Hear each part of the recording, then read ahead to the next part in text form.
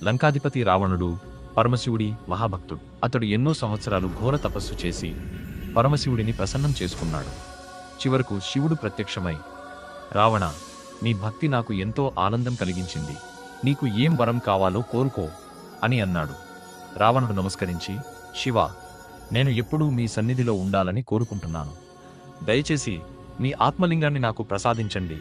దాన్ని లంకకు తీసుకెళ్లి ప్రతిష్ఠిస్తాను అని ప్రార్థించాడు. శివుడు కొద్దిసేపు ఆలోచించి, సరే, ఈ శివలింగాన్ని నీకు ఇస్తాను, కానీ ఒక షరతు ఉంది.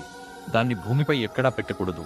ఒకవేళ పెడితే అక్కడే స్థిరమైపోతుంది అని చెప్పాడు. రావణుడు ఆనందంతో శివలింగాన్ని తీసుకుని లంక వైపు బయలుదేరాడు. దేవతలందరూ భయపడ్డారు. రావణుడు ఈ లింగాన్ని లంకలో ప్రతిష్ఠిస్తే అతడు మరింత శక్తివంతుడవుతాడు. అప్పుడు వారు వినాయకుడిని ఆశ్రయించారు. వినాయకుడు బ్రాహ్మణ బాలుడి దేశంలో రావణుడు వెళ్తున్న మార్గంలో ప్రత్యక్షమయ్యాడు. అప్పటికే సాయంకాల సమయమైంది. రావణుడికి సంధ్యావందనం చేయాల్సిన సమయం వచ్చింది. కానీ చేతిలో శివలింగం ఉంది కాబట్టి దాన్ని ఎలా ఉంచాలో అయోమయం కలిగింది. అప్పుడే ఆ చిన్న బాలుడు కనిపించాడు. రావణుడు అతనిని పిలిచి, బాలక, నేను కొద్దిసేపు సంధ్యావందనం చేసుకుంటాను.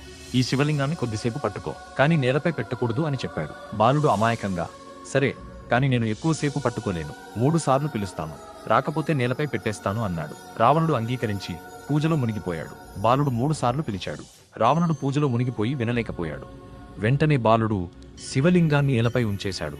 పూజ పూర్తయ్యాక రావణుడు పరుగెత్తుకుంటూ వచ్చాడు. కాని అప్పటికే లింగం నేలలో స్థిరమైపోయింది. ఎంత శక్తితో లాగినా కదల్లేదు.